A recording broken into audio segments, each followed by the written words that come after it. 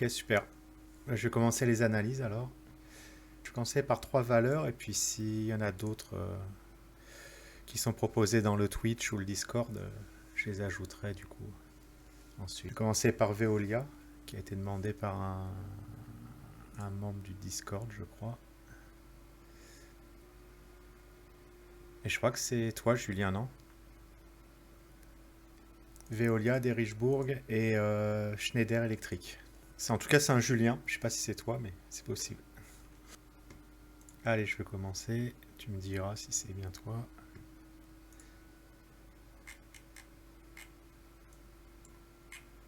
On va déjà regarder la vue long terme.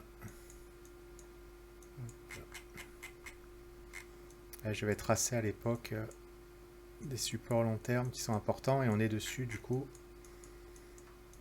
Voilà, là. Bon, comme à peu près toutes les valeurs, elles baissent depuis la guerre en Ukraine. Et là, elle est sur un support long terme, même très long terme. Du coup, ce niveau est important.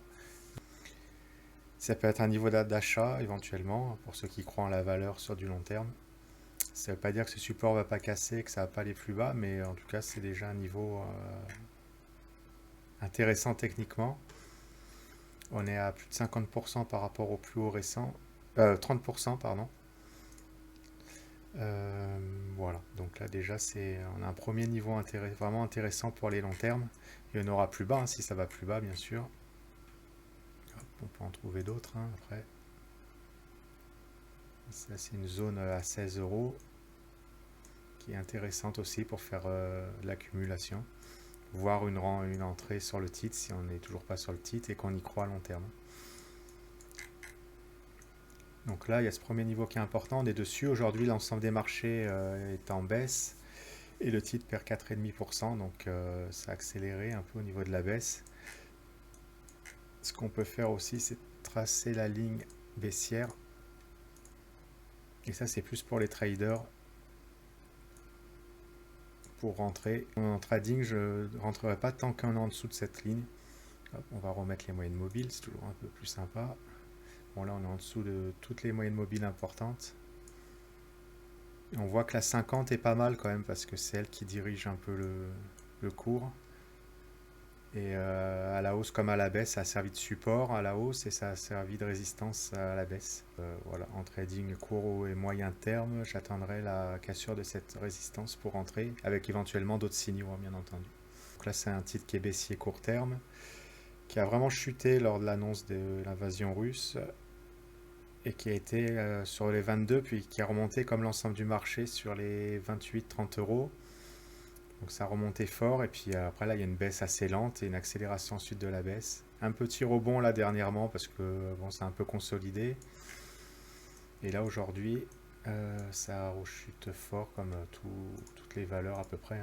Si on regarde le CAC 40, il est à moins 2,5, donc voilà, tout est à peu près en baisse. Si on regarde les valeurs du CAC, il y a du moins 5, moins 4. Voilà. Il n'y a qu'une valeur en vert, c'est Pernod Ricard qui a plus 0,03. Donc pour revenir sur Schneider, hop, ok. C'est bien toi qui avais proposé les valeurs du coup? Comme ça, je peux m'adresser à toi directement si tu as des questions ou quoi aussi.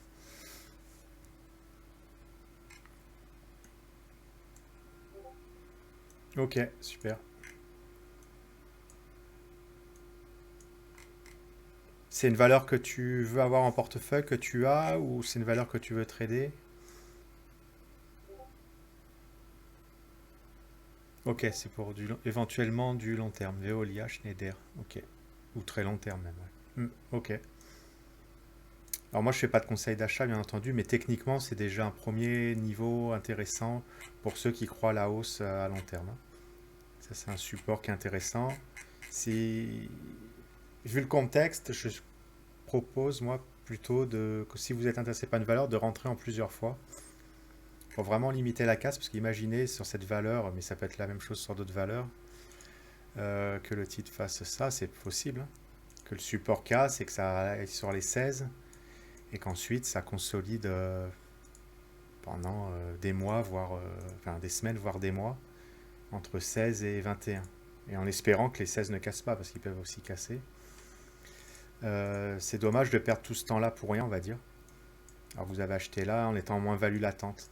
Du coup, si ça casse, vous pouvez toujours en reprendre plus bas.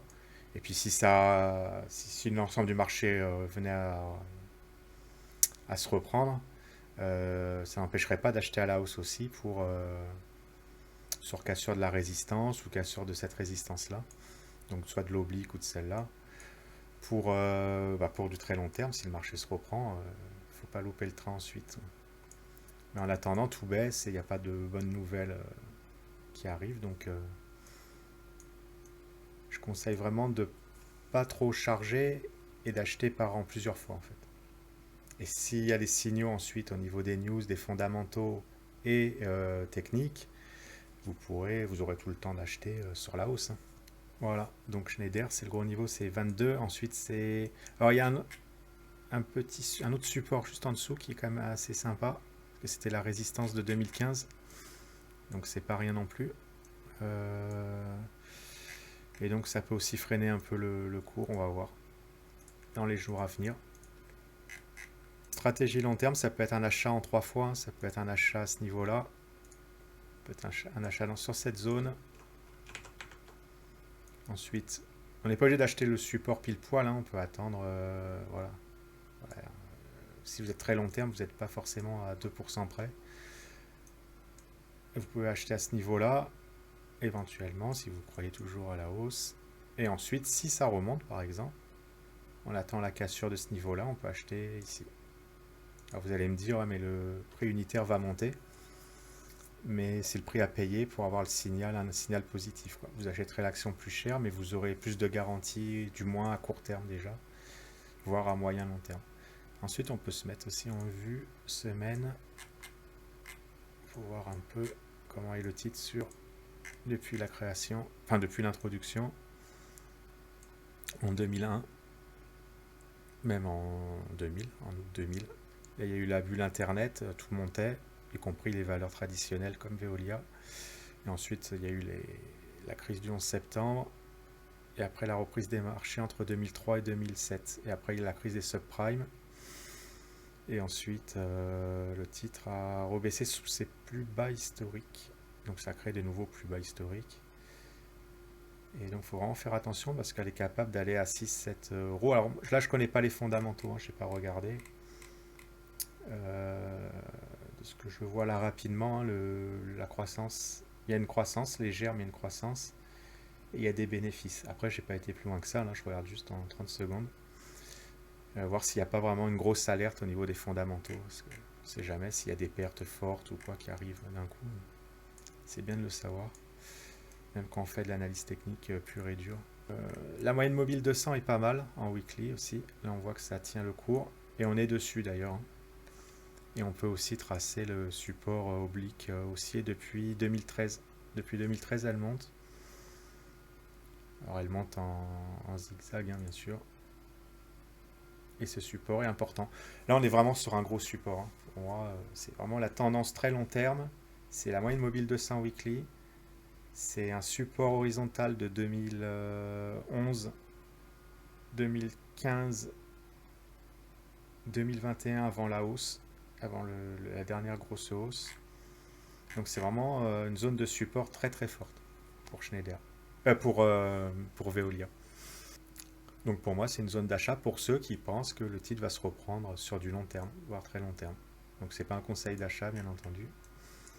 C'est juste des niveaux qui sont intéressants pour du long terme. Bien sûr, ça ne garantit pas que le titre ne va pas aller plus bas et peut rester en dessous très longtemps, voire indéfiniment, hein. Mais là, la hausse quand même a lieu depuis 2013. Ça fait presque 10 ans. Et là, on est sur le support oblique. Voilà, faut pas que ça casse, hein, par contre. Et donc, c'est pour ça qu'il faut avoir des munitions pour en reprendre plus bas si on veut renforcer plus bas. Et au niveau de la gestion générale du portefeuille, il faut aussi prévoir, une fois que la ligne est complète, avoir encore des liquidités et donc que cette ligne ne soit pas trop grosse par rapport au reste aussi. Je conseille quand même des lignes de 5% du capital grand max. Si vraiment on est un peu plus joueur et qu'on croit vraiment au dossier, que les dossiers sont quand même solides, On peut aller jusqu'à 10%, mais il faut quand même faire attention, quoi.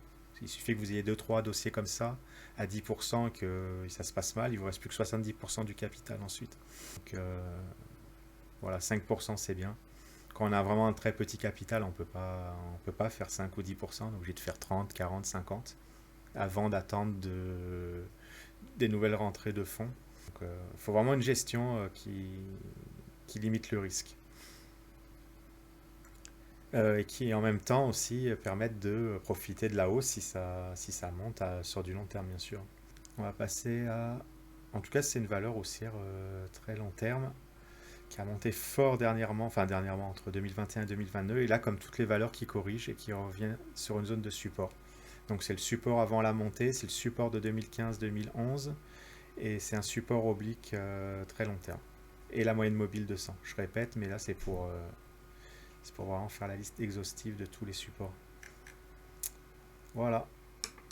S'il y a des questions, n'hésite pas, Julien. Je regarde le Discord en même temps. On va regarder de Richebourg. Alors ça c'est inquiétant quand on voit que... Alors même si ça date de 98, je sais pas ce qu'il y a eu là. Par contre, il faudra connaître peut-être un peu l'historique parce que ça a vraiment chuté en ligne droite. Il n'y a même pas eu de cotation entre 145 et 22. Faut voir ce qu'il y a eu. Parce que si c'est un split, normalement, ça doit être pris en compte et ça ne doit pas avoir cette tronche-là. Alors à la limite, on va pas tenir compte de cette partie-là. On va partir de là pour voir un peu la vue long terme. Donc c'est quand même un titre qui a été aussi entre 2000 et 2002 et qui depuis quand même baisse. C'est pas un titre hyper sexy au niveau... voilà, on voit là, c'est assez plat en plus. Après, il faut zoomer pour... Là, il est sur la moyenne mobile 200 weekly. Donc techniquement, il est sur un support. Alors, je vais zoomer un peu pour faire les... Parce que là, j'ai pas tracé de support du tout. Hop. Donc à 4,6. Mais ça doit être un niveau daily, je pense. Ouais, c'est un petit plat qu'il y a ici. On peut même faire ça.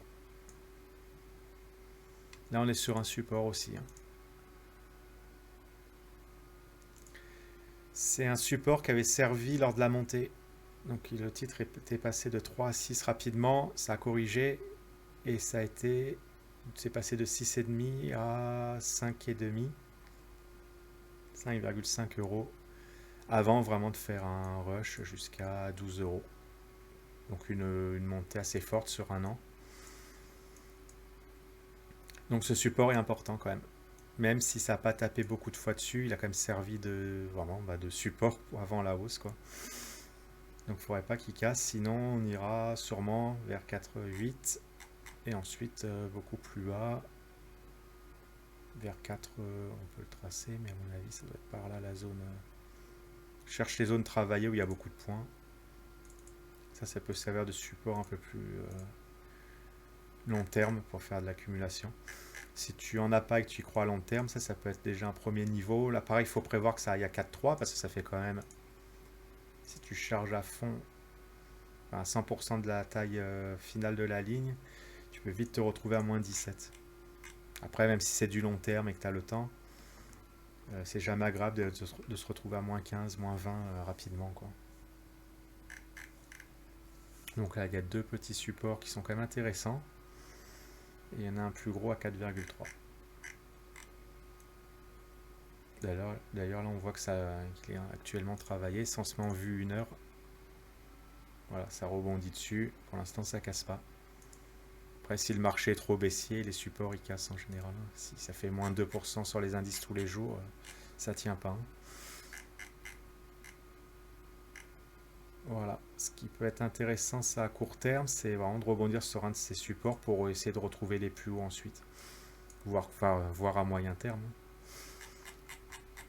Par contre, à long terme, il faut se méfier un peu. C'est quand même un titre qui a... Par contre, il y a de la croissance quand même en 2021. C'est peut-être pour ça que le titre a bien boosté. Qui est baissier très très long terme. Alors c'est une baisse lente, mais c'est une baisse quand même. Ça laisse le temps de sortir en cas de problème en général aussi. Pas un titre hyper nerveux à la baisse non plus. Voilà, donc si tu crois à ce dossier, peut-être 3 à 4% du capital, quoi. Peut-être pas plus parce que c'est quand même un dossier assez lent qui peut baisser lentement. Et la taille finale de la ligne, pour moi, c'est 3 à 4%, c'est pas mal. Bon, après, si tu es un peu plus joueur, 5, 6, 7%, mais après, c'est hors étude des fondamentaux. Mais déjà, avec l'analyse technique plus une gestion du capital, déjà, et un plan de sortie et d'entrée, enfin d'entrée et de sortie, déjà, ça limite énormément le risque, déjà, tout en ayant quand même le potentiel. Après, il y a un gros niveau à 2,3, mais là, c'est vraiment s'il y a une grosse crise sur le titre et ou sur le marché. Et là, ça fait une parabole, hein, donc on est revenu sur les supports. Le point pivot, pour moi, c'est 4,3 là, à court et moyen terme. C'est le niveau vraiment important.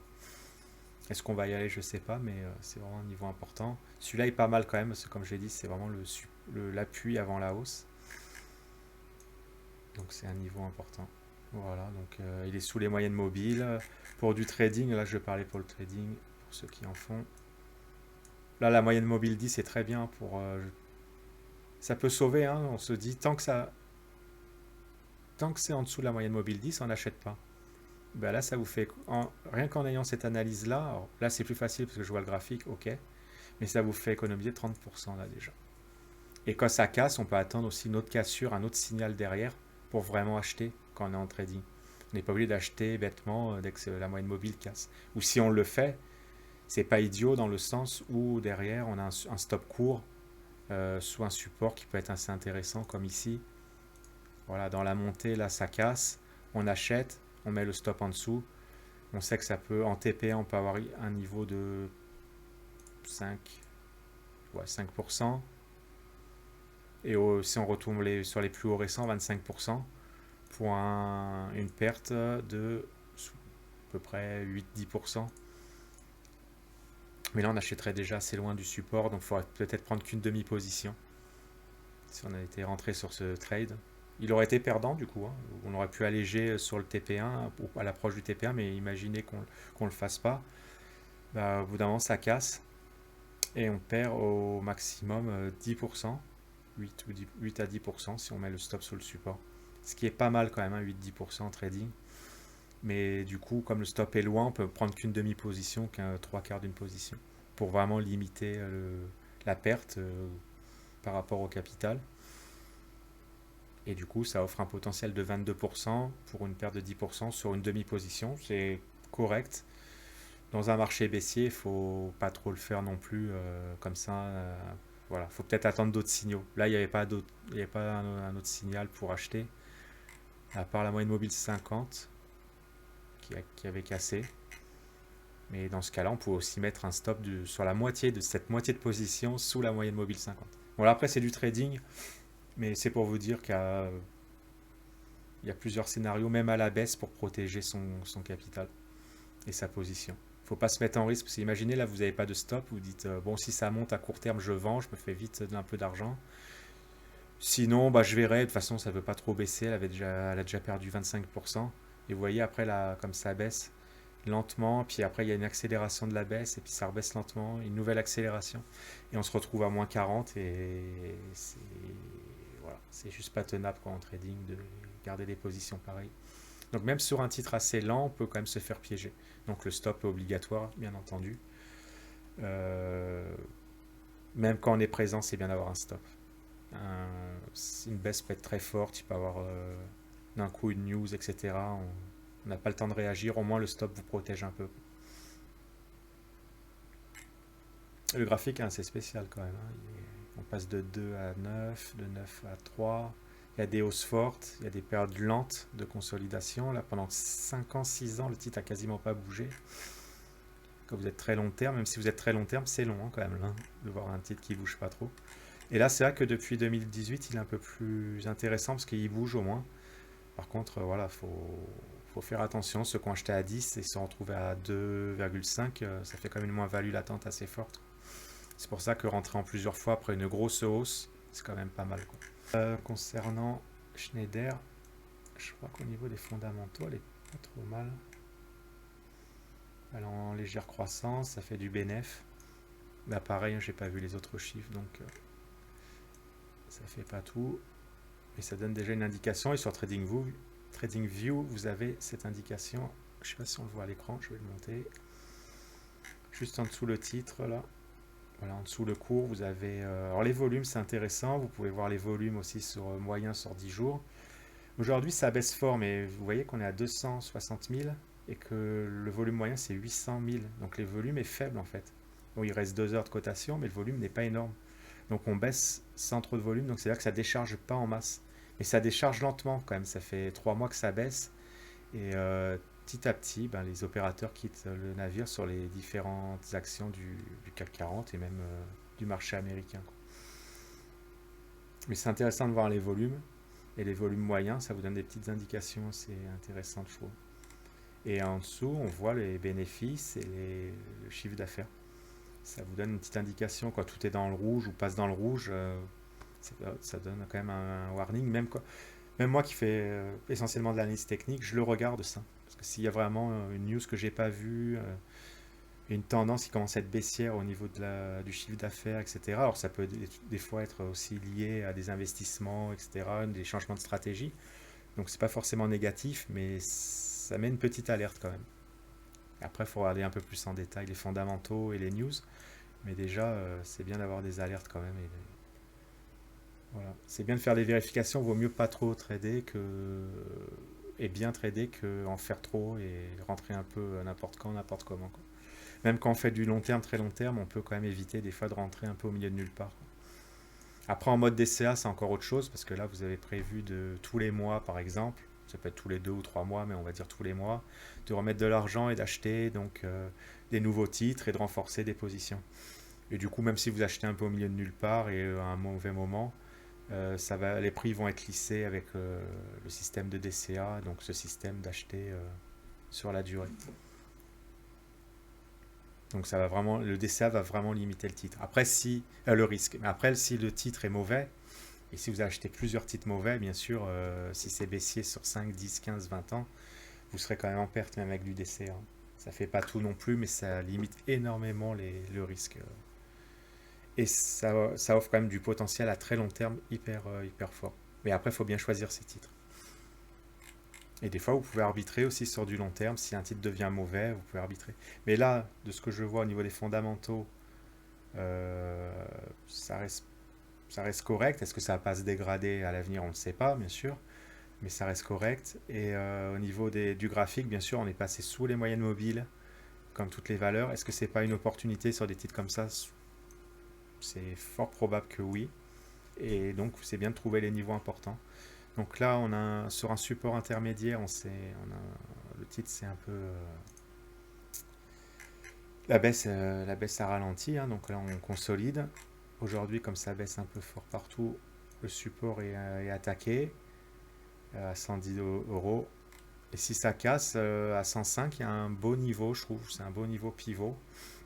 Et pareil, on n'est pas à 2, 3, 4% près sur du très long terme. Si vous n'avez pas le titre et que vous voulez vraiment en avoir, c'est déjà un niveau intéressant par rapport au plus haut.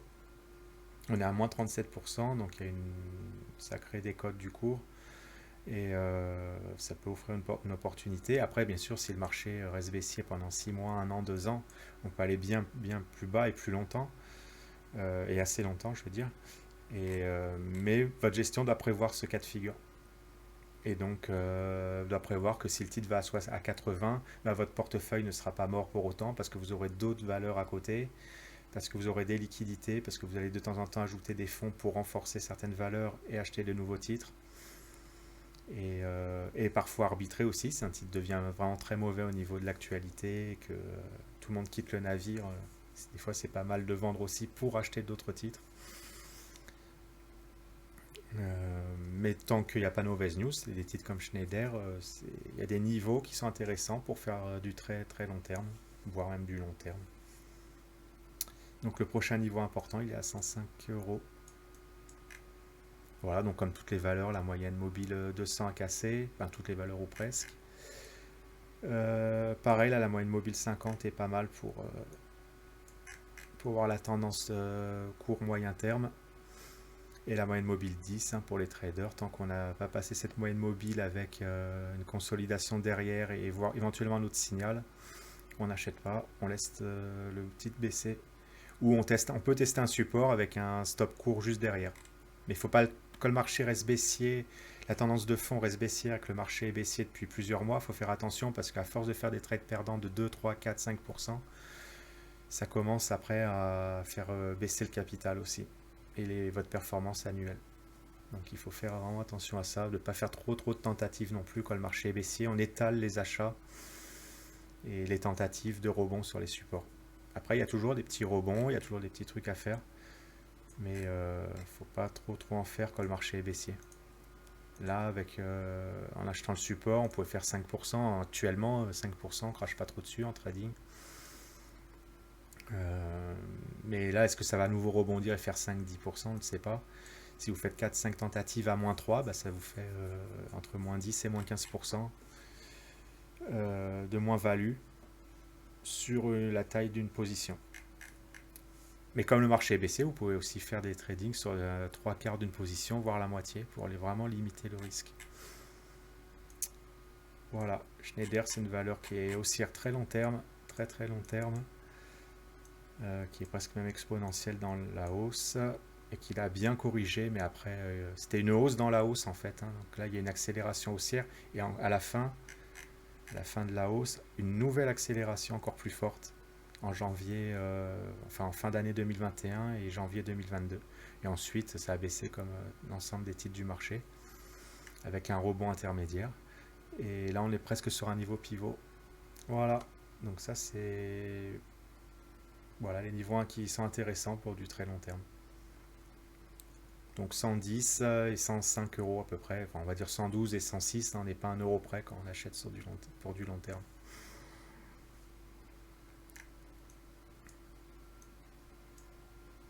Et si ça casse, il faut prévoir de pouvoir en reprendre plus bas ou d'acheter d'autres valeurs, etc. pour compenser. Et bien sûr, après, on attend que ça remonte pour du très long terme. On est très long terme, donc on est patient. On estime que c'est une bonne valeur et que ça va aller à 150, 200, 300, 400 dans 5-10 ans, quoi. Si vous êtes pressé que dans un mois, elle n'est pas à 150 et vous paniquez, il ne faut pas faire de très long terme. C'est sûr. Voilà, donc j'ai fait analyser ces trois valeurs qui ont été proposées par Julien. Je le remercie d'avoir proposé ces valeurs-là. En ce moment, il y a un peu moins de demandes parce que le marché a quand même cramé, même temporairement, pas mal de comptes. C'est moins motivant. Et je pense qu'il faut profiter de ces baisses pour justement se former, savoir gérer justement un marché baissier, savoir investir quand le marché est baissier. Ça offre des opportunités. C'est pas marrant quand au bout de 2 semaines après, on voit que ces derniers achats sont à moins 10, moins 15, moins 20%. Mais il y a une façon de gérer ça, mais il y en a même plusieurs. Et apprendre à gérer ça, c'est vraiment formateur. Même si vous faites des erreurs, c'est pas irréversible. Vous avez acheté des titres qui sont très mauvais même pour du long terme, très long terme, avec très peu de probabilité de recovery. Ça n'empêche pas si vous en avez la possibilité, de remplir à nouveau votre compte de bourse et d'acheter des valeurs plus solides et de laisser à la limite ces valeurs de côté si vous voulez vraiment pas les vendre. Il y en a peut-être une d'entre elles qui fera un recovery. Et si c'est des valeurs de qualité, il y a des valeurs de qualité qui ont baissé de plus de 50%. Donc, il faut être patient. Mais il faut aussi avoir une stratégie derrière parce que ça entame la patience. Si votre stratégie est mauvaise, vous pouvez au bout d'un moment faire n'importe quoi, on va dire, et vendre au plus bas. Et c'est assez fréquent de faire ça d'ailleurs. Au bout d'un moment, on ne tient plus, on se dit à moins 70, ça fait trop longtemps que ça dure, je vends, puis après le marché repart sans vous. Là, je parle si ce sont des valeurs de qualité que vous avez achetées. Après, si c'est des valeurs vraiment mauvaises, même avec une bonne gestion, vous serez perdant, bien entendu. Mais ça limitera et ça vous permettra de vous donner un peu de temps et encore des munitions pour acheter des bonnes valeurs. Voilà, on a tous fait des erreurs, le marché est baissier, même quand on ne fait pas d'erreurs, c'est difficile. Et on en profite pour se former, pour avoir une gestion de portefeuille qui ressemble vraiment à quelque chose. Imaginez les pires scénarios. Bon, là, pour Schneider, on n'imagine pas que le titre ira à 5 euros, hein, sinon on ne fait plus rien si on l'attend à ce niveau-là. Mais sur des titres de qualité comme ça, prévoyez quand même qu'il peut avoir au bout d'un moment une panique à la vente, que le titre peut aller à 70, 50 euros. Il faut prévoir ce scénario. Est-ce que ça vous dérange d'être temporairement à moins 50% sur le titre? Est-ce que vous en allez en profiter pour renforcer à ce niveau-là? Il faut vraiment prévoir ces scénarios-là. C'est vraiment important. Et avoir une stratégie adéquate. Voilà. Après, on ne prévoit pas non plus.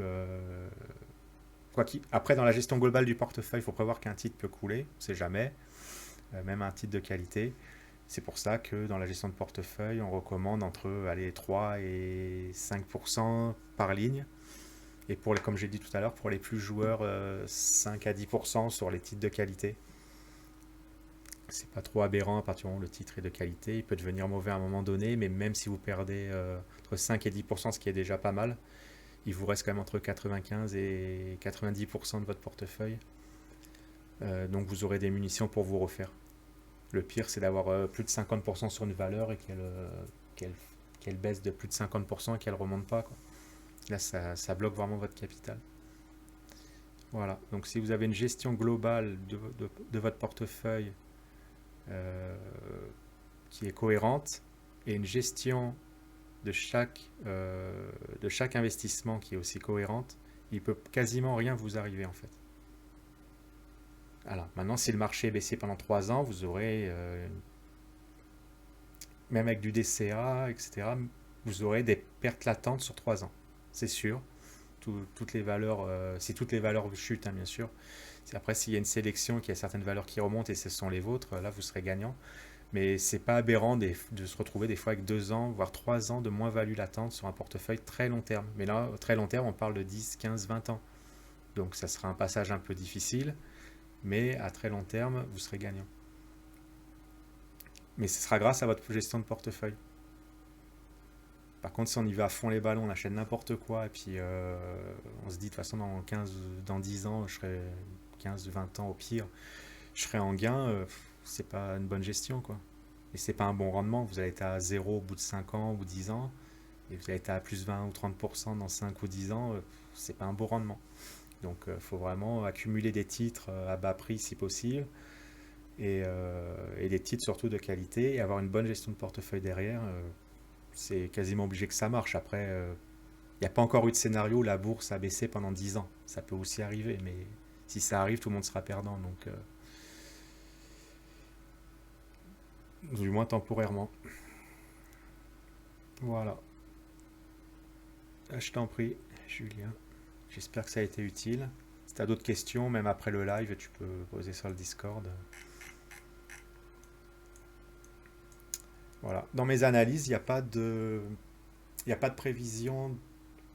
Je ne peux pas savoir ce que va faire un cours en fait, et personne ne peut le savoir. Par contre, j'anticipe plusieurs variations de cours et je fais plusieurs scénarios en fonction de ça. Voilà. Et derrière tout ça, je bâtis une gestion. Une gestion sur le trade de lui-même, ou l'investissement, c'est un investissement, avec derrière une gestion de portefeuille globale. Voilà. Donc là, par exemple, sur ce titre, si je veux le trader, qui me plaît vraiment, qu'il y a un signal, je vais attendre la cassure de la moyenne mobile 50, de l'oblique. Je vais attendre peut-être une petite conso. Je vais repérer un support, par exemple ici. Je vais attendre aussi que le marché aille un peu mieux. Si ça baisse de 2% tous les jours sur les indices, c'est un mauvais plan. Et je peux peut-être acheter proche du support avec une demi-position tant que le marché, même si le marché va un peu mieux, on ne sait jamais, avec un stop à moins 5% et pour viser un retour à 29 par exemple. Mais j'aurai plusieurs signaux. Et plus le marché est dur, plus il faut attendre des signaux. Et donc comme ces scénarios-là arrivent moins souvent, vous allez vous allez faire moins de trades. Et comme vous allez faire moins de trades, ça va vous protéger. Parce que dans un marché baissier, si vous faites beaucoup de trades, à part vraiment les traders expérimentés, très expérimentés, si vous faites beaucoup de trades perdants, même de 2, 3, 4%, ça va vraiment entamer votre capital. Et attendre vraiment les vrais signaux techniques et voir sur les news et fondamentaux, ça vous permettra d'avoir un plus gros pourcentage de trades gagnants et d'avoir de meilleures performances. Après, même avec 40% de trades gagnants, on peut être gagnant en trading sur l'année et sur du très long terme. Mais pour ça, il faut avoir une bonne gestion et être dur avec le marché. Le marché est dur avec nous, il faut être dur avec le marché. C'est-à-dire que quand le marché baisse fort comme ça, On n'achète pas tout et n'importe quoi à fond, sans gestion de capital, sans gestion de portefeuille. Enfin, il faut pas faire ça, quoi. Sinon, vous allez vous faire laminer en quelques jours et vous allez devoir remettre des fonds pour à nouveau apprendre à trader. Si on peut déjà avoir quelques bons réflexes au départ, ça vous laisse un peu plus de temps pour apprendre parce que votre capital va baisser moins rapidement, même si le marché est compliqué. Déjà, quand les conditions sont favorables, c'est pas évident de gagner sur la durée. Mais quand les conditions sont défavorables, comme depuis 3 mois, si vous n'avez pas une gestion stricte, vous faites laminer, c'est obligé, quoi. Et je préfère moi quelqu'un qui a une bonne gestion de portefeuille et qui va à la limite prendre, alors je dis pas qu'il faut le faire, mais des trades au hasard, que quelqu'un qui va prendre des trades, qui va vraiment attendre le signal, etc., mais qui aura une mauvaise gestion de portefeuille derrière. Parce qu'une mauvaise gestion de portefeuille, bah, ça cause des pertes. Les pertes causent des problèmes psychologiques au niveau trading, hein, j'entends. Et les problèmes psychologiques recréent des pertes, etc. C'est un cercle vicieux. Et ensuite, au bout d'un moment, vous paniquez et vous respectez plus rien au niveau même vraiment plus rien au niveau de la gestion de portefeuille et du money management. Et du coup, là, vous cramez un compte à coup sûr. Voilà. Donc les baisses, j'en ai vu pas mal. À chaque fois, c'est la même chose. C'est des baisses qui sont fortes. Il y a des petits rebonds, même des gros. Puis derrière, ça rebaisse, ça conso. On croit que ça va repartir. Et il y a à nouveau une baisse forte. Et ça peut durer 6 mois, 1 an, 2 ans comme ça. Là, il y a quand même des problèmes de fond assez importants avec la guerre, avec les reprises du Covid éventuelles, avec la hausse des taux, le problème de l'inflation, etc. Donc c'est pas rien tout ça. Donc faut vraiment avoir une gestion, même quand vous faites du très long terme. Donc là, ça s'adresse à Julien. Après, c'est sans prétention, hein, c'est moi, je dis ça, je m'inquiète un peu moins pour ceux qui font du très long terme, parce que quand ils achètent des titres comme ça. Je dis pas que ces 3 titres vont monter à coup sûr, hein, mais déjà ils sont plus solides que beaucoup de valeurs que je vois sur le marché, que certains petits porteurs achètent. Euh, mais c'est bien comme d'avoir une petite gestion derrière de portefeuille. Voilà, c'est toujours plus agréable d'acheter sur des niveaux qui sont importants, d'être en moins-value latente le plus tard possible et de faire plus d'accumulation possible pour du long terme, très long terme. Plutôt que de tout miser sur une valeur et de se retrouver à -50 et plus jamais s'en sortir. Voilà, j'espère que les conseils ont été bons. À chaque fois que je fais des analyses, je fais un peu de conseils de gestion, parce que c'est vraiment le plus important. L'analyse elle-même est bien sûr importante, hein, l'un va avec l'autre, hein, mais comme je vous ai dit tout à l'heure, je préfère quelqu'un qui a qui fait une mauvaise analyse sur un actif, mais qui a une bonne gestion de portefeuille, que l'inverse. Après, idéalement, il faut quand même faire une bonne analyse. Mais une bonne analyse, ça ne veut pas dire, et quand on débute, on a un peu cette idée-là, on se dit une bonne analyse, ça va nous donner un trade gagnant à coup sûr, mais en fait non. Une bonne analyse, ça analyse des niveaux, ça analyse une tendance, et à partir de ces critères-là, vous faites ou pas un trade, et le trade, vous le gérez en fonction de ces niveaux. J'espère que ça vous sera utile, je vais le mettre ça en replay avec un petit montage pour faire un truc un peu sympa. Donc ça sera une analyse de 3 valeurs avec des conseils de gestion de portefeuille en plus. Et les acheteurs pour l'instant, ils ont bien tenu. On voit que ça repasse dans le vert et qu'il y a une mèche, hein. Donc quand vous mettez un stop, surtout pour les traders, les investisseurs mettent moins de stop. Vous mettez pas juste en dessous à -0,5%, hein. Là il y a des mèches, vous mettez sous les mèches. Vous mettez à -2, -3 sous le support. Parce que là, si ça rebondit, ça peut faire. Je dis pas que ça va le faire, là, le marché est quand même pesant, mais ça peut faire un TP1 à 8%. Donc c'est dommage de se faire sortir à 0,5 et qu'ensuite ça parte sans vous, quoi. Même si vous pouvez toujours prendre le trade plus tard, vous pouvez vous faire sortir aussi plusieurs fois. Donc on évite les mèches. Si la mèche est vraiment trop loin, on réduit la position, voire on rentre pas dans le trade. Voilà, moi j'attendrai au moins le passage de la moyenne mobile 10, mais ça se tente l'achat du support. Mais après, voilà, ça dépend de vos plus-values latentes, de vos plus-values réalisées sur les derniers mois, les derniers jours, de la taille de votre position, est-ce que vous avez d'autres positions ouvertes, etc. Dans quel état psychologique vous êtes, si vous êtes fatigué, etc. Voilà, en ce moment, j'ai pas envie de rentrer en trading pour du 3, 4, 5%. Là. Je peux en faire, mais j'en fais de temps en temps. Mais il y a des jours comme aujourd'hui, là, j'en fais pas. Voilà.